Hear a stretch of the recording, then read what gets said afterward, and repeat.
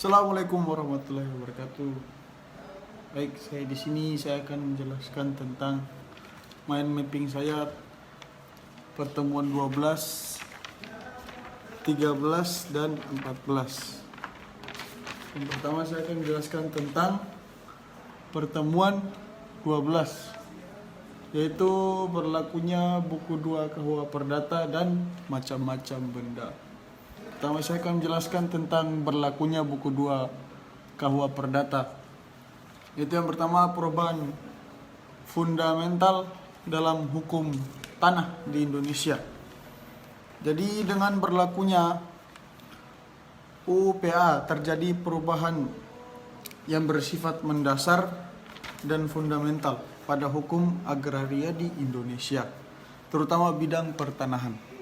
Perubahan tersebut mengenai struktur perangkat hukumnya, konsepsi yang mendasari maupun isinya, yang dinyatakan dalam bagian berpendapat UPA harus sesuai dengan kepentingan rakyat Indonesia serta memenuhi pula keperluannya menurut permintaan zaman, yaitu tentang perubahan fundamental dalam hukum tanah di Indonesia. Terus yang kedua saya akan menjelaskan tentang 3 ini. Yang pertama, pasal yang masih berlaku penuh, pasal yang menjadi tidak berlaku lagi, pasal yang masih berlaku tetapi tidak penuh.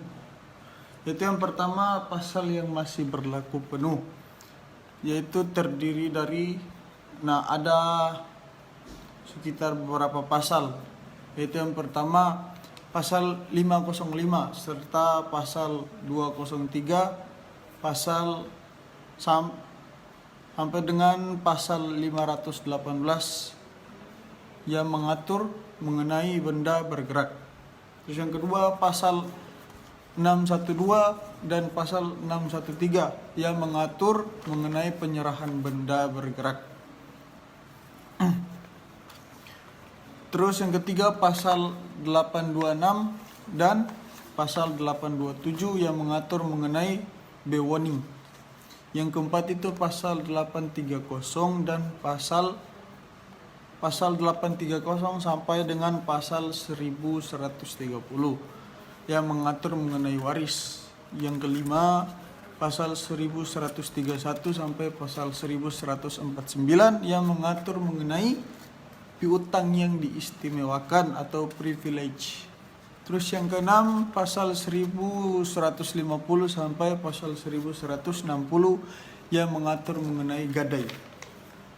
Terus yang kedua itu pasal yang menjadi tidak berlaku lagi, yaitu yang pertama itu pasal-pasal yang mengatur mengenai benda tidak bergerak yang hanya mengatur mengenai hak atas tanah. Terus yang kedua itu pasal-pasal yang mengatur mengenai cara memperoleh hak milik atas tanah. Terus yang ketiga pasal 621 sampai pasal 623 yang mengatur mengenai pemberian penegasan hak atas tanah yang menjadi wewenang pengadilan negeri. Terus yang keempat itu pasal-pasal yang mengatur mengenai penyerahan benda-benda tidak bergerak. Terus yang kelima itu pasal 673 mengenai kerja rodi. Terus yang keenam pasal 625 sampai pasal 672 yang mengatur mengenai hak dan kewajiban. Terus yang ketujuh pasal 674 sampai dengan pasal 710 yang mengatur mengenai pengabdian pekarangan. Terus yang kedelapan pasal 711 sampai dengan pasal 719 yang mengatur mengenai hak obstal. Terus 9 pasal 720 sampai dengan pasal 736 yang mengatur mengenai hak erfpach. Terus yang ke-10 itu pasal 737 sampai dengan pasal 755 yang mengatur mengenai bunga tanah dan hasil 1/10. Terus yang terakhir yang ketiga pasal yang masih berlaku tetapi tidak penuh, yaitu pasal yang pertama itu pasal-pasal mengenai benda pada umumnya. Terus yang kedua pasal 503 sampai pasal 505 mengenai cara membedakan benda. Yang ketiga itu pasal 529 sampai dengan pasal 568 mengenai benda sepanjang tidak mengenai tanah. Terus pasal 570 yang mengatur tentang hak milik sepanjang tidak mengenai tanah. Terus yang kelima pasal 756 yang mengatur tentang hak memungut hasil sepanjang tidak mengenai tanah. Terus yang keenam pasal 818 yang mengatur mengenai hak pakai sepanjang tidak mengenai tanah.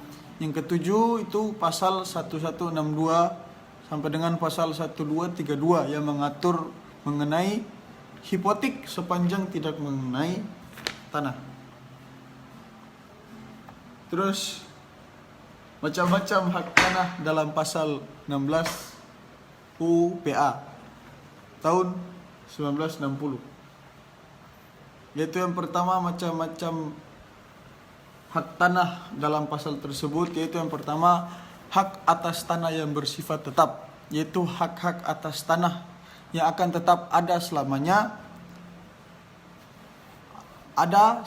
selama UPA masih berlaku. Macam-macam hak atas tanah yang masuk dalam kelompok ini yaitu hak milik, hak guna usaha, hak guna bangunan, hak pakai, hak sewa untuk bangunan, hak membuka tanah, dan hak memungut hasil hutan. Terus yang kedua, hak atas tanah yang akan ditetapkan dengan undang-undang. Maksudnya adalah hak atas tanah yang akan lahir kemudian dan yang akan ditetapkan dengan undang-undang. Hak atas tanah yang disebutkan dalam pasal 16 dan pasal 53 UPA tidak bersifat limitatif. Artinya di samping hak-hak atas tanah yang disebutkan dalam UPA, kelak masih dimungkinkan lahirnya hak atas tanah baru yang diatur secara khusus dengan undang-undang. Terus yang ketiga, yang terakhir, itu hak atas tanah yang bersifat sementara. Itu hak atas tanah yang sifatnya sementara dalam waktu singkat, diusahakan akan dihapus sebab mengandung sifat-sifat pemerasan, feodal, dan yang tidak sesuai dengan jiwa atau asas-asas UPA. Macam-macam hak atas tanah yang bersifat sementara ini adalah hak gadai, hak usaha bagi hasil atau perjanjian bagi hasil, hak menumpang, dan hak sewa tanah pertanian. Terus yang terakhir itu ini 4 golongan hukum yang berhak mempunyai tanah berdasarkan PP nomor 38 tahun 1963, yaitu yang pertama itu bank-bank yang didirikan oleh negara. Yang kedua, perkumpulan-perkumpulan koperasi pertanian yang didirikan berdasarkan atas Undang-Undang nomor 79 tahun 1958, yaitu lembaran negara tahun 1958 nomor 139. Terus yang ketiga itu badan-badan keagamaan yang ditunjuk oleh Menteri Pertanian atau Agraria setelah mendengar Menteri Agama. Terus yang terakhir itu badan-badan sosial yang ditunjuk oleh Menteri Pertanian atau Agraria setelah mendengar Menteri Kesejahteraan Sosial. Terus yang berikutnya tentang macam-macam benda. Yang pertama itu pengertian benda secara yuridis, yaitu benda atau zat ialah tiap barang dan tiap pihak yang dapat menjauhi objek hak milik.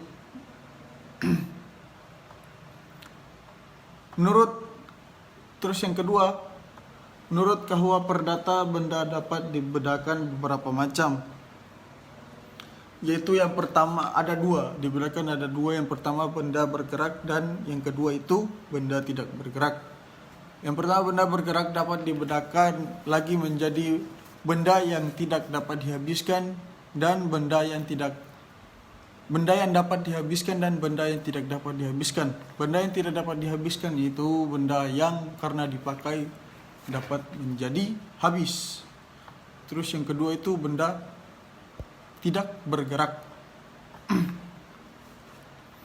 Terus yang ketiga itu benda-benda tidak bergerak itu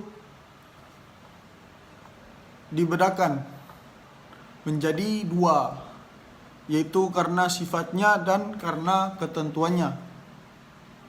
Ini benda-benda yang tidak bergerak. Yang pertama itu benda-benda yang tidak bergerak itu karena sifatnya, yaitu tanah dan segala sesuatu yang melekat di atasnya, misalnya pohon. Terus yang kedua, benda yang tidak bergerak karena tujuannya, misalnya mesin pabrik.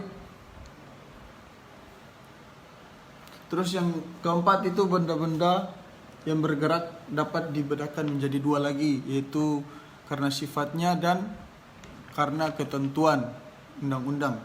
Yang pertama itu benda bergerak karena sifatnya, menurut pasal 509 KUH Perdata adalah benda-benda yang dapat berpindah atau dapat dipindahkan. Terus yang kedua, benda bergerak karena ketentuan undang-undang menurut pasal 511 KUH Perdata adalah hak-hak atas benda yang bergerak, misalnya hak memungut hasil atas benda bergerak, hak pemakaian benda atas benda bergerak, dan lain-lain. Oke, yang kedua itu sekarang pertemuan 13 tentang hak kebendaan dan hak milik. Yang pertama saya akan menjelaskan tentang hak kebendaan terlebih dahulu. Macam-macam hak perdata, itu terdiri dari dua, hak absolut atau hak mutlak, dan yang kedua hak relatif atau hak nisbi. Yang pertama itu hak absolut atau hak mutlak adalah suatu hak yang dinyatakan berlaku bagi setiap orang. Sedangkan hak relatif atau hak nisbi itu adalah suatu hak yang hanya dapat berlaku bagi orang tertentu saja. Dan yang kedua itu saya akan menjelaskan tentang perbedaan ciri atau sifat antara hak kebendaan dan hak perorangan. Yaitu perbedaannya, yang pertama itu hak kebendaan adalah absolut, artinya hak ini dapat dipertahankan terhadap setiap orang, sedangkan hak perorangan itu bersifat relatif atau nisbi, yaitu artinya hanya dapat dipertahankan terhadap orang tertentu saja atau pihak tertentu. Yang perbedaan yang kedua yaitu hak kebendaan jangka waktunya tidak terbatas, sedangkan hak perorangan jangka waktunya terbatas. Terus saya akan menjelaskan tentang sifat-sifat hak kebendaan, yaitu terdiri dari dua, hak kebendaan yang bersifat memberi kenikmatan dan yang bersifat memberikan jaminan. Yang pertama saya akan menjelaskan tentang yang bersifat memberi kenikmatan. Yang bersifat memberi kenikmatan atau disebut dengan Jacques Genotre, yaitu meliputi atas dua. Yang pertama hak kebendaan yang memberikan kenikmatan atas bendanya sendiri, misalkan hak eigendom dan hak bezit. Terus yang kedua hak kebendaan yang memberikan kenikmatan atas benda orang lain, misalnya hak pakai dan hak mendiami. Terus yang kedua itu yang bersifat memberikan jaminan, itu Zakerheidrecht, misalnya gadai dan hipotek. Yang selanjutnya saya akan menjelaskan tentang hak milik, pengertian hak milik dan ciri-ciri hak milik. Pengertian hak milik. Hak milik adalah hak untuk menikmati kegunaan suatu benda. Hak untuk menikmati kegunaan suatu benda dengan leluasa dan untuk berbuat bebas terhadap kebendaan itu dengan kedaulatan sepenuhnya sepanjang tidak bertentangan dengan peraturan perundang-undangan yang berlaku dan tidak mengganggu hak-hak orang lain, dengan tidak mengurangi kemungkinan akan adanya pencabutan hak tersebut demi kepentingan umum. Terus yang kedua itu ciri-ciri hak milik. Di sini ciri-ciri hak milik itu terdiri dari 4. Hak milik merupakan, yang pertama itu hak milik merupakan hak induk terhadap hak kebendaan lainnya. Yang kedua itu hak milik merupakan hak yang selengkap-lengkapnya. Yang ketiga, hak milik bersifat tetap, artinya tidak akan lenyap terhadap hak kebendaan yang lain. Yang keempat itu hak milik merupakan inti dari kebendaan yang lain. Terus saya akan menjelaskan tentang pembatasan-pembatasan terhadap penggunaan hak milik. Pembatasan terhadap penggunaan hak milik itu terdiri dari 5. Yang pertama itu meliputi undang-undang dan peraturan hukum.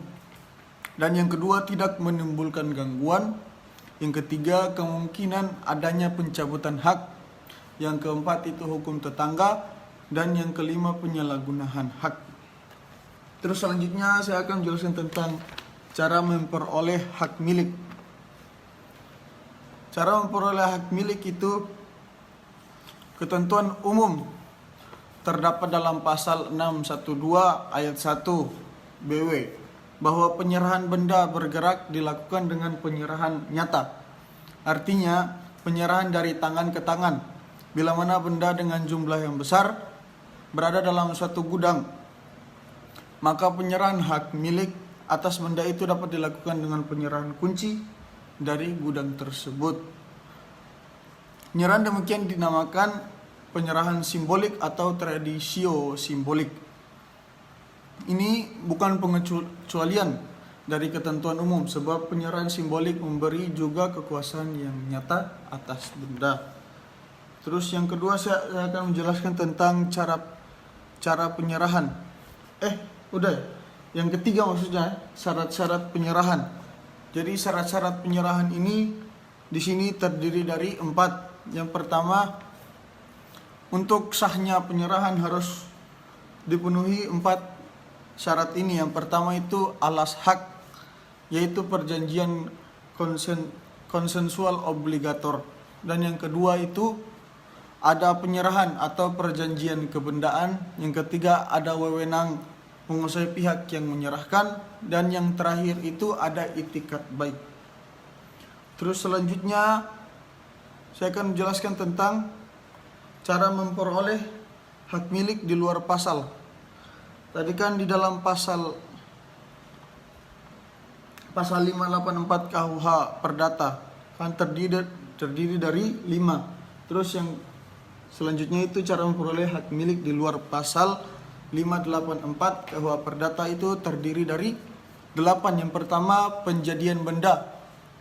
Terus yang kedua penarikan buahnya. Yang ketiga persatuan benda. Yang keempat pencabutan hak. Yang kelima perampasan. Yang keenam pencampuran harta. Yang ketujuh pembubaran dari sebuah badan hukum. Dan yang kedelapan abandonment. Terus yang terakhir itu cara menghapusnya hak milik atau cara berakhirnya hak milik, yaitu terdiri dari 3. Yaitu yang pertama, karena orang lain memperoleh hak milik itu dengan salah satu cara untuk memperoleh hak milik di atas. Yang kedua, karena binasanya benda. Dan yang ketiga, karena pemegang hak milik melepaskan hak milik atas benda tersebut. Oke, yang terakhir yaitu pertemuan 14 tentang Bezit atau Bezit. Yang pertama itu saya akan menjelaskan tentang pengertian cara memperoleh Bezit. Yaitu ada 2, dengan jalan okupatio dan dengan jalan tradisio. Yang pertama dengan jalan okupatio. Artinya memperoleh Bezit tanpa bantuan dari orang membezit lebih dahulu. Jadi Bezit diperoleh karena perbuatannya sendiri yang mengambil barang secara langsung. Terus yang kedua dengan jalan tradisio atau pengoperan. Artinya memperoleh Bezit dengan bantuan dari orang yang membezit lebih dahulu. Bezit diperoleh karena penyerahan dari orang lain. yang sudah menguasainya terlebih dahulu. Terus yang kedua di sini yaitu fungsi Bazit. Fungsi Bazit itu terdiri dari dua, yaitu fungsi polisinil dan fungsi Jakenreheliz. Susahnya. Fungsi yang pertama itu fungsi polisinil. Fungsi polisinil itu setiap Bazit mendapat perlindungan dari hukum tanpa melihat atau mempersoalkan siapakah sebenarnya pemilik hak. Meskipun Bazit beritikat buruk atau maksudnya menguasai suatu benda, atau Bazit sekalipun dari kejahatan, tetap akan dilindungi oleh hukum sepanjang belum terbukti dengan putusan pengadilan bahwa Baziter tersebut tidak berhak. Terus fungsi yang kedua itu fungsi Jakenreheliz, yaitu fungsinya yaitu Bazit yang telah berjalan selama suatu jangka waktu tertentu dan Baziter tersebut tidak mendapat protes dari pemilik sebelumnya, maka Bazit tersebut dapat berubah menjadi hak milik, yaitu melalui kadaluarsa atau lembaga verjaring.